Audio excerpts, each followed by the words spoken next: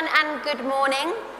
Welcome to our second session on our second day of the Oxford Real Farming Conference 2019. My name is Nessie Reid. I am Director of the Global Environments Network and a long-time lover and ex-program manager of Oxford Real Farming Conference, but I can't stay away, as you can see. This morning, I'm delighted to introduce and welcome Richard Perkins. Good morning, Richard.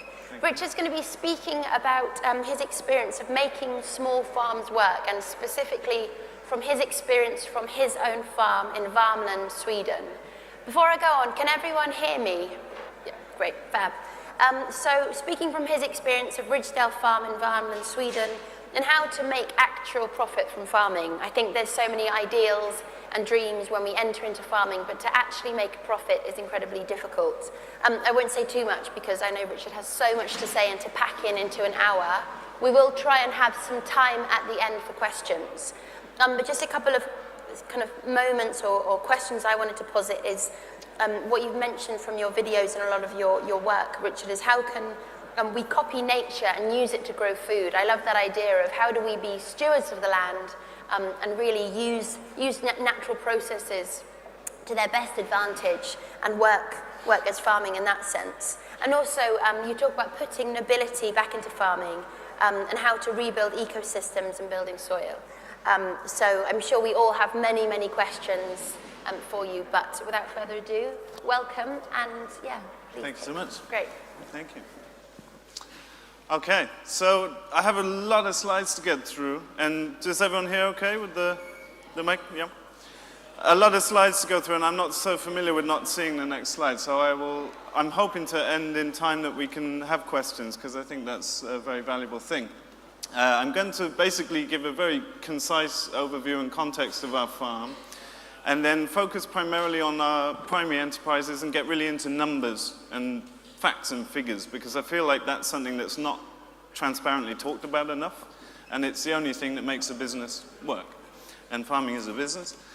And so I'm actually from Wiltshire, in a small farming village, and I actually moved to a much more conservative, more expensive, colder place up at 59 degrees north, where a lot of people would say it's impossible to run a small farm.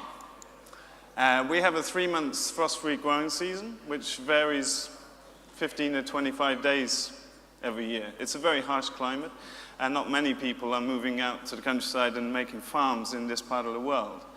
But what we've shown through our very small farm is that you can make a very good living by doing very good work that restores ecosystems, builds soil, and feeds people much higher quality food than they can buy in the supplies around them.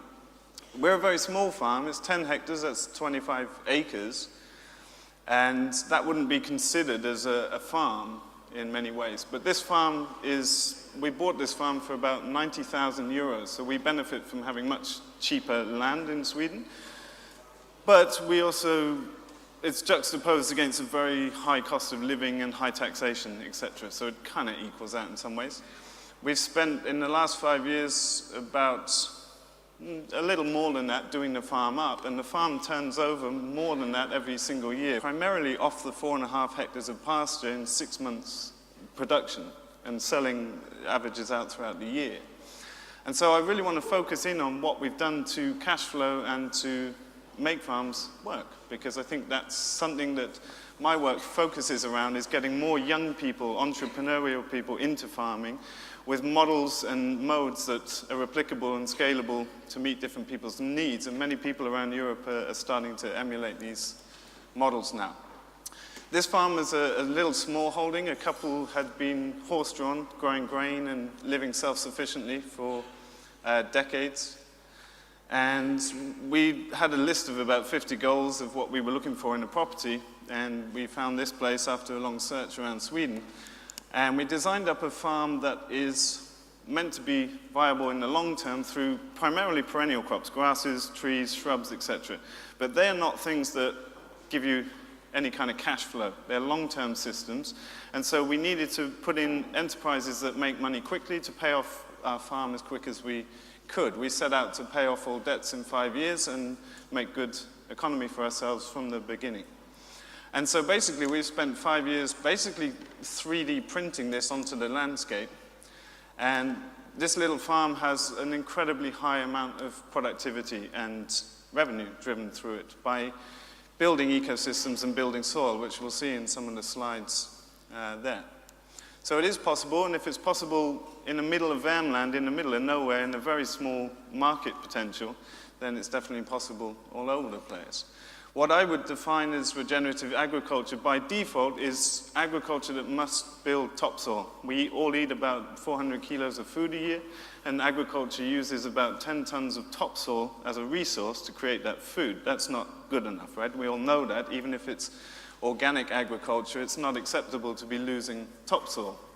And history shows us what happened to all civilizations in the past that damaged that resource base.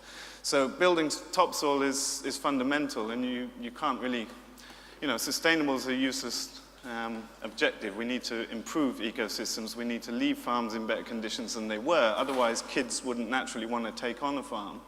And Sweden's pretty much like every other Western country in that farmers are averaging 65 years old, and all of their capital is locked up in immovable infrastructure, and they tell their kids, hey, don't farm, go to the city and get a real job.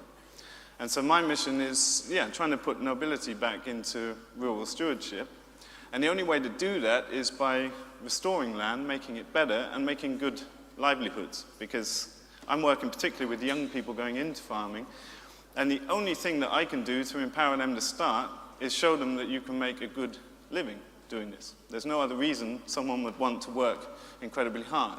But it must build soil, and we can do that with pasture, with animals, with trees. We can do that in our vegetable production also. So we know how to do all these things, and we just need a lot more people doing them. And so a big part of my work is getting young people started with enterprises that pay back immediately and make profit from the beginning. Another key element of our work is holistic management. I'm referring specifically to the work of Alan Savory. And I don't think there's anyone here representing the Savory Institute. Maybe next year, that's someone you could invite. But that's fundamental, I think, like to have a management system to deal with complexity, because humans have never been very good at making decisions in the face of complexity. And as farmers, we deal with economy, ecology, and society. These are all complex by their nature, i.e. they predict in ways we can't, they evolve in ways we can't predict. And so that's a key piece for the success of my farm, and something that I highly recommend people look into for themselves. Most people come across holistic management as something to do with grazing animals, but it's actually primarily it's a decision-making framework to help us deal with complexity. And in all of our work, we're trying to mimic ecosystems in what we do. How do animal herds behave in nature? What do tree ecologies look like? How does nature build soil? And so this is how we'll see this coming out when we look through some of the enterprises. And I'm interested in a future where there's a lot more small farms supporting communities, villages, towns, rather than, it's kind of against the tide of how things are going, where farms are getting increasingly larger and less people on the land. And part of that nobility piece is like farming, as you know, used to be a very noble profession, and it now has the highest suicide rate of any industry on the planet. And so that needs to change, I think, and I'm interested in supporting entrepreneurial folks who don't necessarily come from a farming background, because they're usually more malleable in their mindset. They also have a very steep learning curve as a result, but that's part of the work we must do. And everything's based around localizing inputs and outputs as far as possible. I'll show you examples of how we close nutrient cycles and things like that on our farm. And using less oil, less money, less debt, and technology and infrastructure. So getting people, I'm interested in people-scale agriculture. People observing natural processes and doing things intelligently in a way that's good for land and good for their pocket and good for the consumer also. And so I'm not actually a big advocate of organic certification. We run our farm organically, but I'm more interested in having an open farm gate and educating my customers to actually grow the customer base that I want. And this idea of the Pareto principle is like there are lots of customers that you don't actually want because they're a pain in the arts. So basically, we're growing our customer base by education and outreach. And that's the basis of food security, is when I look at my customers in the eye, and I know their name, and they know how their food is raised, I don't need organic certification. It does nothing for me whatsoever. I charge equal or higher to organic prices. And yeah, the whole basis of this is like farming should be fun. It should be a good lifestyle. Yeah, there's a lot of benefits that we've been hearing about to living a farm-based lifestyle. So that's a little of the framework of what this means to me. So we took some really good mapping of our farm. I'm sorry if these slides don't show up so well. But the larger layout of our farm is very influenced by keyline design and understanding how water moves in landscapes. We like to fight symptoms, not the core of problems. And something that we like to do in the Western world is drain landscapes of water to grow something that wanted to die. Right? And that's not a very good strategy for farming. So we're taking quite a different approach. We understand how water moves in relationship to the shape of the land, and we actually lay out farms based on a topographic pattern that makes water do the most work for the benefit of most life, water being the limiting factor of all agricultural production. So this is an unusual tool called a Keyline plow, and it's a rigid tine non-inversion plow that we use primarily for pasture development to build topsoil radically. And we also use it as a tree planting, as part of a tree planting mechanism. And it's basically a subsoiler, like you find in all countries all over the world, but it's a highly refined one, and it has this, what's called a wombat point, that mimics the spherical tunneling motion of a wombat moving through the subsoil. It was developed by Pierre Yeomans, who gave us the whole Keyline design framework. But what this does is it allows me to explode subsoil. The only difference between topsoil and subsoil is life, air, and water. Right? And when I went around my farm, I noticed the plow pan from the previous land use. This is what it looks like being pulled through the soil. It has very minimal disturbance on the soil surface, but the impact of it underground is immense. And when we combine this as a mechanical kickstart to turning subsoil into topsoil, and we combine that with the correct grazing of animals, we radically transform our farms very quickly. Yesterday, people were talking with this idea of things are impossible, like being told that things were impossible. We heard from some of the older generation, like, you know, fighting against norms. Agronomists still think this is impossible, you know, and they did 70 years ago when Yeomans was developing these tools. So when I went around my farm, I had a penetrometer, and that's a tool that measures the rate of pressure I'm pushing within the ground, and I can measure how deep I'm pushing, so I can read a picture under the ground. What does my land look like? And here you could see basically all root mass was within 18 centimeters of the surface, and they had created a plow pan, i.e. compaction on the horizontal plane, by pulling a plow year after year. And when compaction reaches a certain rate, plants can't penetrate that with their roots. So what we do with the Keyline plow is time it very carefully for the soil to be in the right condition, bust up that layer of compaction, and now there's air and water movement in the subsoil, and now plants can root, and when plants root, they release short-chain carbon, polysaccharides. And so this is the creation of topsoil from below. And then if we graze that correctly with multiple species at high densities, landscapes transform very quickly. Now, we must understand what animals in landscapes look like in the past, right? When Europeans first went to North America, there were 100 million bison running around. When Europeans went to North Africa, hunting antelopes for the pleasure off the back of their elephants, they would shoot 3,000 gazelle in a weekend. Well, if you fire a shotgun in this room, you'll be out of here pretty sharpish, right? So if I can shoot 3,000 gazelle in a weekend, that gives you an idea of the magnitude of the amount of animals on these landscapes. And it's animals that co-evolve with grasses. And this is where poultry has become such an important enterprise for us. I never set out to be a chicken farmer, but it's one of the most profitable enterprises that regenerates land the quickest on a small farm, because you can have a lot of chickens in a small space. And so I ended up becoming a chicken farmer in the middle of nowhere in Sweden. But by having all of this density of animals, thousands of animals moving constantly, we're building topsoil in a radical way. And we saw the results of that dramatically this year. We just went through a 120-year record drought, and all of the slaughterhouses were booked up for a year in June. People were selling off half their dairy herd by June. And we had pastures with Timothy and Cocksfoot growing up to my face when everyone else was yelling. And that's the result of our intelligently planned interaction, right? And to be able to move animals around how they function in nature, animals are always on the move. And so we need to be able to move water around the farm. Now, all of this stuff that I'm showing you has been done at extremely low cost. Like our farm and the cost of doing up our farm is less than the average person spends on a house in this country, right?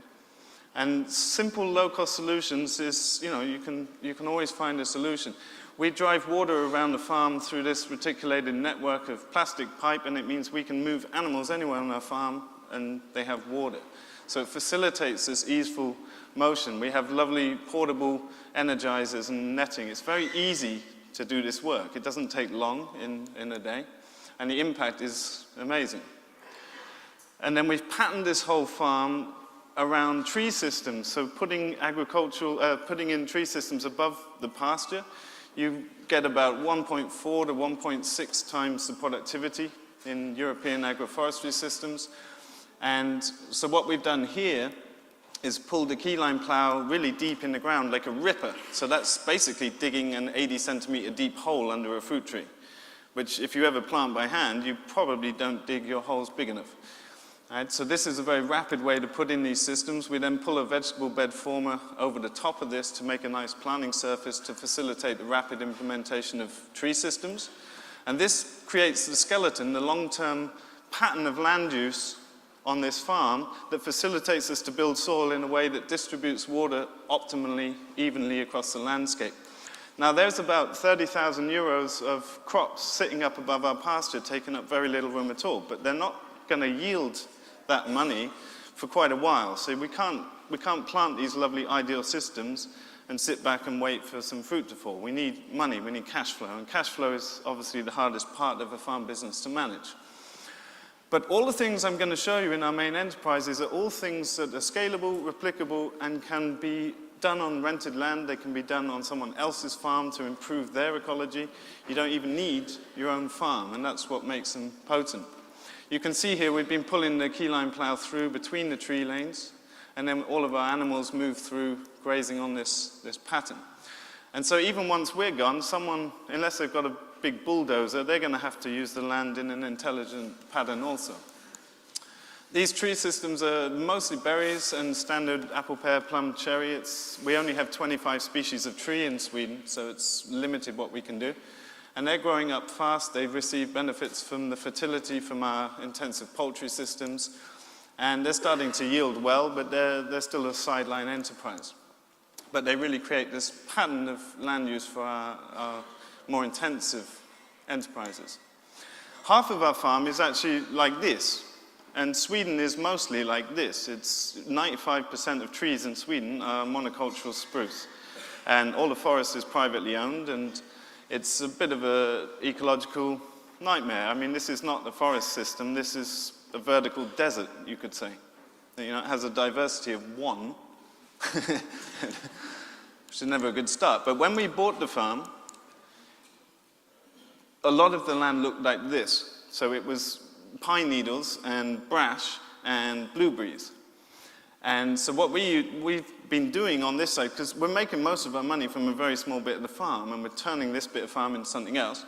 So we brought in pigs, who are the ecosystem trigger for forest systems, and they turned that all over, and we started to see a flurry of succession where we start to see annual and perennial species that you don't find around. And then what we started to do is import the gut flora and fauna from the pasture, from our ruminants, and we're turning this back into silvopasture, and we're seeing the proliferation of ash and oak and tilia and all these wonderful hardwoods that you do not see in the landscape around us in Sweden, because no one's ever let a forest grow. But these are much more valuable in the future for our kids or grandkids, and they're much more resilient in the face of changing climatic patterns, etc. And I can generate about 150 times more per given area each year than by doing it monocultural forestry. There's big problems in Sweden with hydrological cycles when they do mass clear cuts, and it's, they take such big machinery now that they have to run 24/7, 365 days a year to keep the economy, and it has incredibly poor results. So these are little sideline things that we do, and they vary each year, but these generate between 30 and 50,000 euros a year as sideline things, and that varies each year because we do a bit of this, and we do a bit more of that, and next year we do some of this, and we're like a homestead that produces commercially too. So we produce all of our own food also. And that's been a big part of, if you look back at history of the last few thousand years and read old accounts of farming 2,000 years ago, farms were always mixed. They had tree crops, they had annual crops, they had animals, and that's what led to, sustainable villages and settlements. So we do that as well, and these are not large enterprises, but we produce heritage breeds, forest-raised pork, and we produce lamb and mutton. We built a smokery on our farm, so we have an abattoir and a smokery. A very low-cost way to achieve the value of the work we do, basically, and cut out all the middle people. Everything we're doing is direct sold to customers, and I want to end this talk by talking about selling, because that's half the work of being a farmer, is selling. And if you're not selling directly to your consumers, you're not in control of your business, probably. And that's not a very good place to start from. And I've been working now with what I think is the best sales model I've ever seen. And so I want to end by talking a bit about how we do that, because it's very important. We produce charcuterie and beef from, this is the only sort of heritage, we have the only Swedish pigs and the old Swedish mountain cows, which are highly sought after by chefs, and it's very well adapted to our climate and very delicious. So these are things that we do on the side. We also harvest a lot of mushrooms some year because we get these incredible berry yields. I think last year there was 5 million tons of blueberries that they estimated wouldn't get picked in the forests. And yet we're importing superfoods in our supermarkets and all this sort of nonsense. I walk out my back door into the neighbor's forest. In 1 hour, I can collect 50 kilos of porcini and chanterelle, and I can sell those for 30 euros a kilo without trying. I'm saying everything in euros because 10 Swedish crowns is 1 euro roughly, and so it's easy for me to translate to euros, and I guess you can translate that to your context. We also do a lot of preserves and ferments. We have a commercial kitchen from the beginning so that we can add value to things and store the gluts of growing vegetables. Because we have such a short growing season, we can really overproduce in the middle of the season. So we want to spread our sales throughout the year because we have other products like eggs that we sell year round. So that's making up sideline, that's like a bit of money that we might scale this one up or down to make some money to spend on that thing over there, but they're not significant to us. They're not the bread and butter of our business, as it were. So I want to spend mostly our time looking at these primary initial enterprises and walking through how we do it and looking at the economy in more detail and what that looks like. Because these are all things that I think are highly applicable to anyone starting out in farming that needs a cash flow and needs good economy. And I've seen a lot of people coming out of ag school. I also went to ag school myself. It was, it left me quite wanting, but I've seen many ag students come to our farm they're taught to make business models that lose money for the first few years. That's crappy business, whatever way you look at it. So I'm not really excited about that.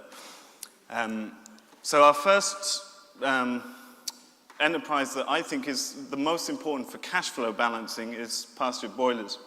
And the reason this is such an important enterprise is that in 8 weeks I can produce something of extremely high value. And so I can balance a cash flow throughout the season very easily, which is the hardest thing to do. If you're planting a crop at the start and you don't get income till mid-season or late season, it's very hard to do.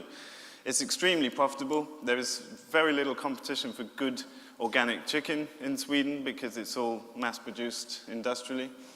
And many people are starting this model now based on what we've been doing. We've basically adapted Joel Salatin's model. We're buying day-old chicks. They are industry chicks. That's all you can buy in Sweden. But it's also the only thing that will compete economically, because you're now playing, when you're a food producer, you're playing in essentially a globalized market. So you have to play within the bounds of that. This is a model pioneered by Joel Salatin. We've just adapted that to our climatic setting, which is a little bit more extreme. These birds go on pasture when they're 3 weeks old, and they're moved daily, and you see everything's been nicely organized on our farm so that things tessellate and they work. And this is the beauty of Keyline design, is everything works in parallel. And so do chicken mobiles and fences and tractors or whatever. We don't actually have a tractor on our farm. The whole farm is run by an ATV because we don't need a tractor. So that also saves us a lot of cost. These are moving every day. You see quite a high impact of manure. 2 weeks later, if you look at aerial photos, you see this big green poof, and we're putting a lot of nitrogen down. We're essentially using grain from a local farmer to reboot our fertility system because it's not had animals here for 50 years. When you take animals off a grassland, it decays. It doesn't look so bad in our humid climates because it still looks green. But if you look down at the grasses, they're very sparse, they're stunted, they don't grow very much because their roots can't penetrate through this compact layer, and there's moss everywhere. Moss is a sign of acidification, compaction, waterlogging, or all of any of those combination. When we first got to the farm, this top of the field was just moss. There was no grass at all. We don't have any moss on our farm at all. We now have the best pastures in the village, and we started with the worst pastures of all. And that's largely thanks to the animals. Sweden has a total zero tolerance policy on salmonella. If they find salmonella on your farm, they will cull everything on your farm. So we have to do our own testing for every batch of birds. That adds a bit of cost, but it's not significant. And these run through the tree lanes with, here you can see there's a couple of egg mobiles, there's 800 laying hens, and each of these pens here is worth 2,000 euros in 8 weeks. And so it's a really important enterprise on that level. And we've been experimenting with different ways of raising the birds. This is something you'll see if you follow our farm is we take a lot of aerial footage with drones, and whenever we take aerial photos, you won't see many chickens because I train the chickens to hide from predators with my drone. Right? So when the laying hens first come to the farm, they've never seen grass, they've never seen an egg mobile, they've never seen an Englishman, and they don't know what's going on. So I take my drone out and I just fly it at them really fast, and it freaks them out. But it gets that little awareness going of keeping an eye out in the sky. And so there's actually 25,000 euros of birds in here. This is a model we wanted to improve the amount of space they get, so they get 30% more space than the Salatin style model, which is based around assimilated nitrogen. That's what that model is based around. These are heavy, they're fast-growing heavy meat beds, so they do not forage very extensively. They're not like a laying hen, which still holds a lot of its dinosaur qualities. They're high production meat beds. This is not the density that they're raised in. This is how we move the birds. They're trained to move themselves because all livestock and animals have wings and feet and they can move themselves, right? So what we do in the morning is we come and set another fence up here, and they're all coming to this end because they know it's feeding time. So we lay out feed along the ground, we open the net, 1,000 birds in 2 minutes are now in a new pen, and these pens we've just adapted by putting wheels on, and we just pull them over the top of the feeding birds. So in 5-10 minutes, one person can move 25,000 euros of birds, right? And then when it comes time for their one bad day, they're collected in small batches in crates here. They're driven with the ATV up to our slaughtery. This slaughtery was 10,000 euros. It's one of Europe's cheapest approved slaughteries, which means our food miles are measured in meters. All of our diets, my diet comes from about 350 meters outside my house. And I have eggs and dairy and meat and all this wonderful stuff. Now, we set out as, this is the kill station outside, and I set out looking at the regulations for how to build a slaughtery. Well, they're not written for small-scale innovative farmers. They're written for industry, so they don't make any sense for a start. And there's no one that can really interpret them for you. So we were like, okay, let's just do it and see what happens. So it was me, an English man, and this German man, and a Portuguese man. None of us could read Swedish regulations, and we just built a slaughtery. And then we phoned them up and said, come and inspect it. We want to start slaughtering. And they loved it. The lady who inspects us was very nervous because she's never had to inspect something like this, so she brought the head vet. And the head vet was visibly moved to see people, not a machine going. see people skillfully doing this job by hand. Like, it really touched her, and you could see it, and that made our regulator really relax, because she was like, okay, this is good. But they brought out a new regulation in Sweden that working cabins, you know, like porter cabins, they had to have 4 inches more headroom for health and safety. So suddenly these wagons are only worth 200 euros. So we bought a wagon, and we just kitted it out with scrap, and put in a nice blast chiller for reducing carcass temperature, and this is how we process on farm. Birds come in, they're scalded and plucked, and then we eviscerate them, we quality control them, we chill them down, we have to meet all these regulations, and there's all this paperwork, but it's very easy. And then I can produce a little booklet and give it to you, and now it's very easy for you to do. It's one of these things that once you've done it, you're like, that was kind of easy. Like, but it's overwhelming before you start. Like, how do you build a slaughtery? Like, but there's no one you can really ask. So the more people doing this, you know, it facilitates more people going. So we do about 300 birds a week. These birds we sell for 9 to 11 euros a kilo, if that gives you any reference for here. And that's cheaper than organic certified chickens in the supermarket. So it's a very good price, because these birds have a much different quality of life. And so this is a really nice element where we've taken something and produced an entire product direct to the consumer, and it's a very nice process. And what's facilitated really doing this is this wood supply that we found in our local timber yard, because Sweden doesn't really, like, people don't work so much, machines work, so the timber yard doesn't have any employees. It just has one guy in this massive Volvo thing that picks up industrial pallets of timber, and sometimes he knocks them over, and then they just chuck it in a pile and burn it. So we go along, we're like, can we take some of your wood? This pile is about 100 meters long, 6 meters high, and it's all 6 meter lengths of different dimension timber. There's nothing wrong with it. In the beginning, I was going with my little trailer in my car, I was filling that up, driving back to the farm, unloading it. I worked out it was the equivalent of getting paid 2 million euros a year. So it's like, screw farming, we're wood collecting. And we've basically built yurts, we've built barns. This barn cost 600 euros. We built slaughteries, we've built infrastructure for animals.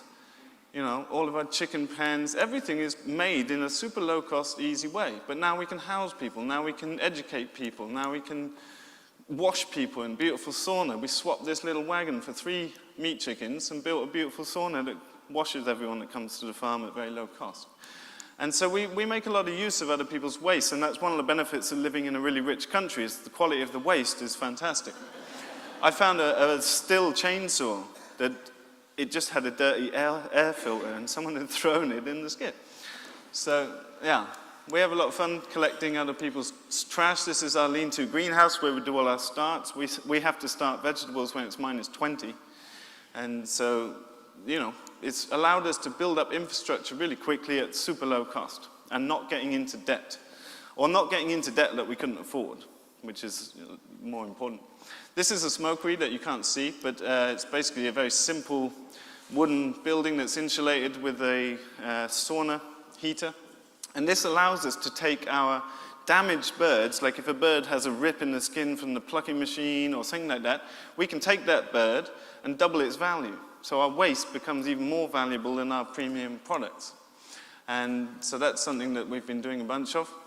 This is what this enterprise looks like. We've put about 24,000 euros into building a slaughtery facility, which was like all the machines and converting it. And we use Kanga boxes. You might see them later for delivery. These are just polystyrene insulated boxes, and we can deliver frozen chickens. They can stay frozen for 12 hours. So we don't need a refrigerated van. Well, that's a silly cost if you don't need one. Right? And everything we sell is within 50 kilometers of the farm. I heard some people yesterday talking about selling everything within 5 miles. That would be even better. But where I live, there is no people around. We live in the middle of nowhere. We have the largest wolf population of anywhere in Scandinavia because we're in the woods in the middle of nowhere. And I think that's one of the great things that I can share about our farm, is like, this is working in the middle of nowhere in rural Sweden. Right? We're not outside a big city, where if we were, we could easily sell a lot of product. We're making it work in a very rural community where our biggest city is 70,000 people, and that's an hour away. Right? And around us, there's very little. So I think that speaks a lot to the hope of making that work. Chicken crates, waterers, feeders, IBC, that's the slaughtery water goes into an IBC that's then distributed onto our non-edible tree crops, and that's certified and allowed, and you have to know what you're talking about. It's like when my inspector comes, I know about the life cycle of E. coli and Listeria, and I know much more about it than they do. And if you can dance rings around them, and they know what you're talking about, you know, they're confident that you know what you're doing, and that's how we get away with things that might be very untraditionally Swedish. Like most people in Sweden would just spend 100,000 on some stainless steel thing that goes ching or something like that. But it's, yeah, we can do it in low-cost ways. We max out about 4,500 birds. That's you know, we can't sell much more than that unless we started selling all over a much wider radius. We average about 2.2 kilos. We sell mostly to private people, and then we sell wholesale, not much cheaper. And that nets about 60,000 euros in 1,000 hours. Okay? The feed cost is the biggest cost, obviously, of this operation. We feed organic feed. But interestingly, up to 10,000 birds is not even considered farming in Sweden. It's classed as no farming. That person obviously never stood in front of 10,000 birds. But that would, you could do that on 5 hectares in 6 months, with 6 months off for winter, building a lot of topsoil, you would yield 120,000 euros. I have better things to do than chopping heads of chickens all the time, so I don't do that many, but it would be very easy to if you had the market, obviously. We also do pastured turkeys, but this is still a sideline enterprise for us. It's even more profitable than doing broilers. But we don't have a tradition of turkey in Sweden. It's just coming, but it's hard for us to sell more than a few hundred. That's something that would work very well here. I don't know what prices are, but we sell for 14 euros a kilo. And this is them on their little gobbledygo, and they're moving in 2 poultry nets daily. They're ferocious foragers. You can't really see so well, but they really graze, so they take about 40% of their diet from the pasture. And if you've ever had real turkey and brined it properly, you know, it's a million miles from what you can buy in the store. And so we actually have a very good conversion ratio, getting vegetarians to eat balanced diets again. And that's part of my secret agenda.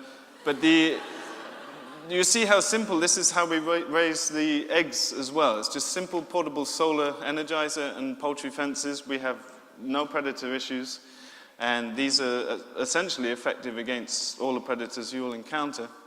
And so it's, you know, 10 minutes work a day to move them, and then a processing, and yeah, we typically produce like 5 to 6 kilos, because that's all people can fit in their ovens, and that's obviously quite a small turkey. But that's a sideline, and then another big one for us is our pastured eggmobiles, and so this is, I've been quite excited to see loads of eggmobiles popping up around Europe, obviously copied from this, but I've told people not to copy it like this. I've built it in this shape for a very specific reason that isn't necessarily appropriate to anyone else.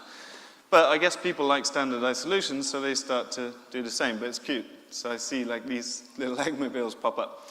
This eggmobile is 1,500 euros. It's built out of scrap timber on an old car trailer. It kicks out 35,000 euros of eggs a year, and it takes me very little time to move it in a day. And you don't need fancy solutions to do these things. We make roll-away nest boxes, so there's an incline here where the eggs roll away, because you need to have clean eggs. You can't wash eggs in Europe. But you can see how simple this contraption is. And then we use these simple gas hoses. They're 100 meters, and they plug into the main line, so we can basically take water wherever the hens go.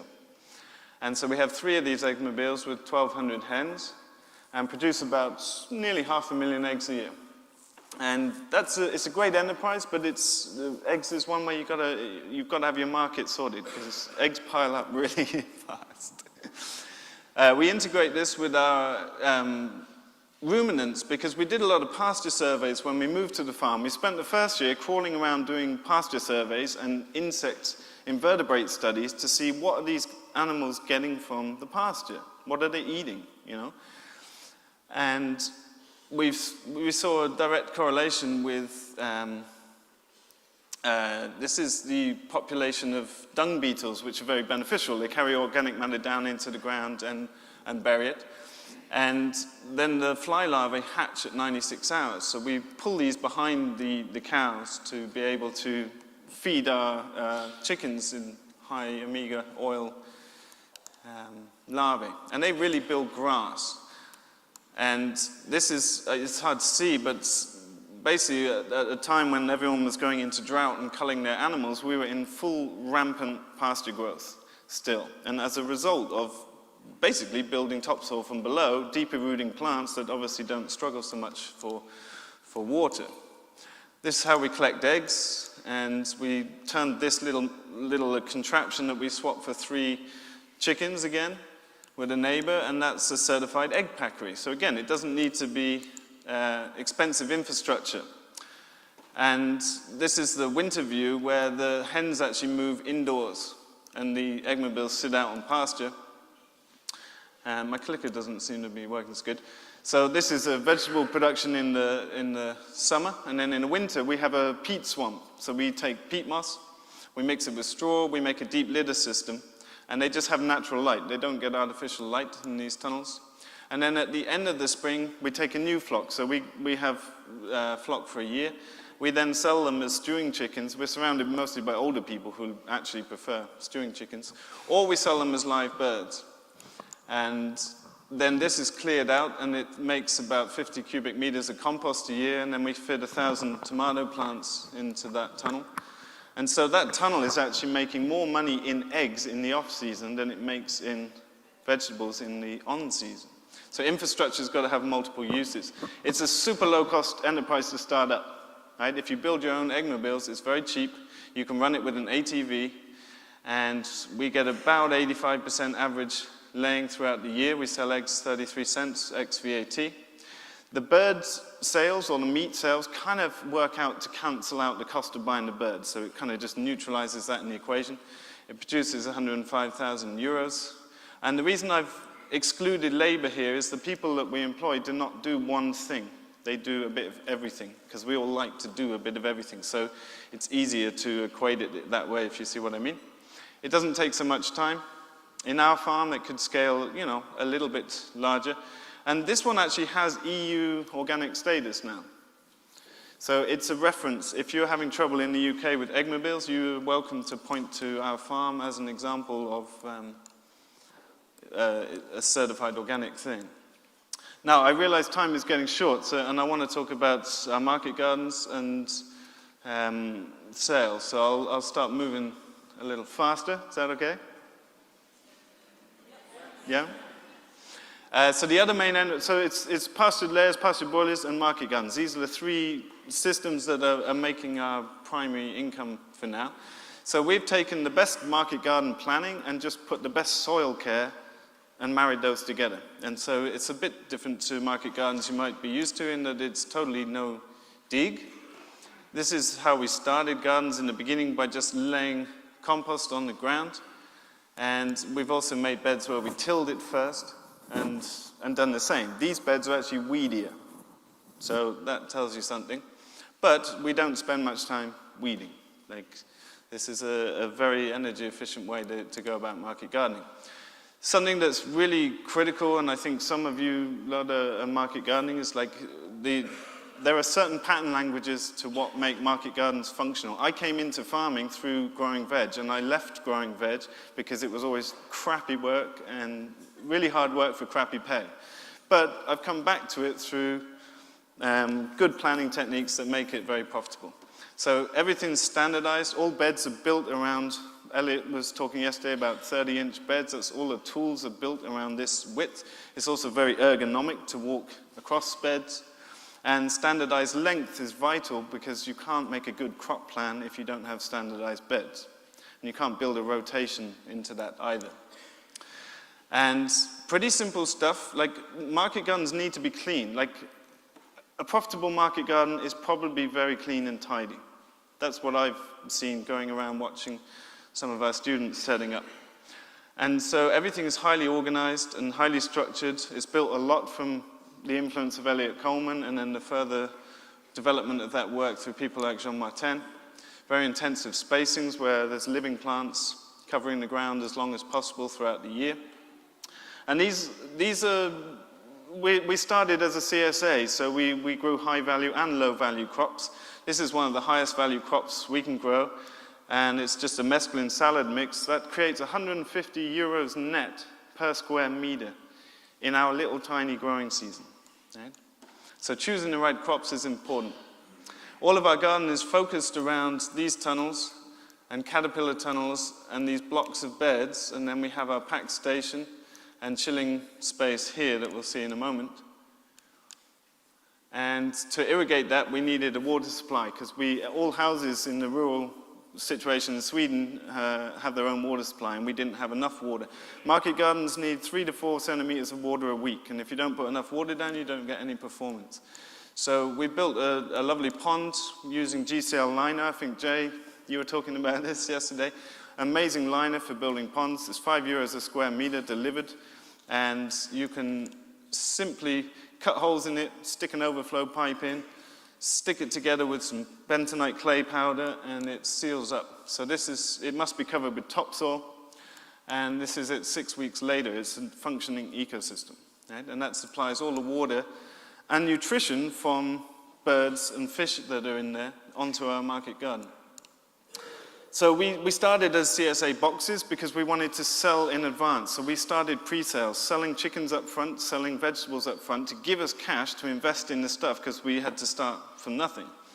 But that isn't the most profitable way to grow veg. So we're moving away from that. And we've been analyzing our veg production. These are very high value crops in our context. It depends on your market. Obviously, it might vary a bit. And these are all low-value crops. And whenever I go to market gardens that aren't making good money, they nearly always are growing mostly this. So if that's the case for you, start growing more of that. And we built this. This is a lean-to greenhouse that basically is made of free timber. We needed somewhere to start plants when it's -20. And so we took down the bulletproof windows from the Stockholm police station in exchange for taking them with us. And this is, so it's bulletproof on the top. It's sunken into the ground. And you see, it's just buried in the ground a bit to keep the temperature stable. And with one little, we basically have a little fan here that kicks out heat from our wood stove and generates some heat in here. And we have one little tiny heater that allows us to do all our starts. All of our trays tessellate. We use trays that are 40 by 40 centimeters, or a meter by 40 centimeters, or 60 by 40 centimeters, so we can get maximum stacking in this small, expensive space, as it were. And that works really well for us. And these are some of the basic tools that I would recommend you invest in if you want to make the sort of numbers I'm going to show you. We always have a standardized way of creating beds. We board fork beds before each crop. And this is like an equivalent to a keyline plow. It's a handheld keyline plow. You're not turning the soil, and you're not destroying the soil structure. You're creating some air movement within the lower soil. And I don't think we need that in nearly all of our gardens now. There's places where I was very happy to use it, but in most of our beds now, because we keep adding compost, it doesn't produce any benefit anymore. Using simple tools, buying rakes that are the same width as the bed means you don't have to run up and down twice. If I can do things twice as quick as you, we're in a very different work capacity, right? Bed rollers, this is things that Elliot Coleman has developed. This allows us to create good tilth for seeding or to mark for transplanting very quickly. We use the 6-row seeder, which is allowing us to plant 12 rows of baby carrots on one of our beds in 4 or 5 seconds. You know, which these little time savings, like market gardening has become the most popular enterprise that people go into in my experience, because it's got there's no barrier to entry. You don't need to know anything about animal psychology. Nothing's trying to like kick you in the face, and like it's easy to get started. You have 10 minutes. 10 minutes. Okay, I'll wrap this quickly. But the trouble is, it's the most work-intensive of all enterprises. I've kept incredibly detailed records of time and motion studies, and I'm working on comparative analysis of all the different regenerative ag enterprises, because it's a lot of work to make a good living with veg. This is the Jang seeders that are really good at singulating seed, and they come in 1 to 6 rows. And transplanting, there's good ways to, there's good pots and there's bad pots. So I won't say so much more, but having the right tools makes things fast. This is the Farmer's Friend greens harvester, which means we can harvest salad mix at walking speed. Right? That thing costs 600 euros, but it pays for itself in a few days of harvesting high-value salad greens. Right? And so I started a tool company this year selling all these tools that people find hard to get in Europe because they're all from America or Japan or whatever. We bunch all our vegetables in the field to avoid traffic jams at the wash station. So everything's planned out to have optimal workflows around the farm. That's been a big part of our job, is just finding the most energy efficient way to do things. Using the right tools. This is a push-cut knife for things like lettuce so that you do this rather than this. But if you do this 20,000 times in the next 3 years, you're going to have funny wrists and a bad back and all these different things. So there's a reason for using the right tools. These are our tool boards where all the tools are stored right inside the garden, so they're right where they're needed, and also so that the gardening crew do not bring mud into an engineering workshop. And then we do work with season extensions, very low-cost ways to do season extension, tunnels within tunnels. And I've started supplying Caterpillar tunnels, which I think are the best way to do season extension for market grower. They're cheaper than big, solid tunnels. And what's important about them is they're very quick to put up and move, so they can move with your crop plan. Okay, and they're developed in America, but they're now available all over Europe. And they're about 12 to 14 euros a square meter, so it's a very cheap way to put up extra growing season. For us, that's very significant because we have such a short growing season that it kind of effectively doubles it. Then we use fleece. This is the cheapest way you can do season extension. We just use 1.5 meter of 4mm galvanized wire. That's perfect for covering a 75 centimeter bed. It doesn't cost any money, so you don't need to spend money on cloche hoops and things that are overpriced. And we use it for germination, but also for microclimate. You get a 3 or 4 degrees Celsius change in temperature under those. And then basically our insects, we don't have any pest disease problems. We have flea beetle really badly in Sweden, and we have caterpillar butterflies. So we use insect nets. So we don't need chemicals of any kind, poisons of any kind. Even the organic poisons are often quite toxic. And so it's important to research those things. And this is our pack station. This is actually a car park for the winter to avoid snow on the vehicles. And we have a very simple central wash station. You can see this is where veg comes in bunches from the field. It's washed, it's dunked, it's dried, and it goes into a chiller that's out the picture. And then this is our packing bench where we do custom orders. So all the veg gets brought out of the chiller and is packed into these crates. And these are the Kanga boxes I was talking about. So we can take cold veg out the chiller and it's with a customer in an hour. So even in a hot summer's day with a black delivery van, we don't need any refrigeration. And that saves a lot of money. Wholesale vegetables all of our wholesale customers are within 10-minute drive. So we don't need any refrigeration at all. And microgreens is something, I'm running out of time, aren't I? Microgreens is a super nice one to look into. It's the most profitable thing you could do per square whatever. And so we do peas, which are yielding like one of these trays that fits on our racks that aren't in use in the summer anyway. Or in the winter with basic lighting, they're yielding 44 euros in 14 days. And I can fit 40 of these in my lean-to greenhouse. Radish is a little bit higher, sunflower's a little bit higher. This is a great enterprise for cash flowing if you're starting up and you have a restaurant network nearby. And there's now tools being developed. This is an ankle for the greens harvester. It means you can push microgreen trays under here and harvest them in a couple of seconds. And it's a very profitable thing to do. Consumers are willing to pay 50 euros a kilo for this. And in Sweden in the winter, there is no fresh green supply, so it's a very lucrative thing. Chickens get all of the waste to have fresh nutrient in the winter.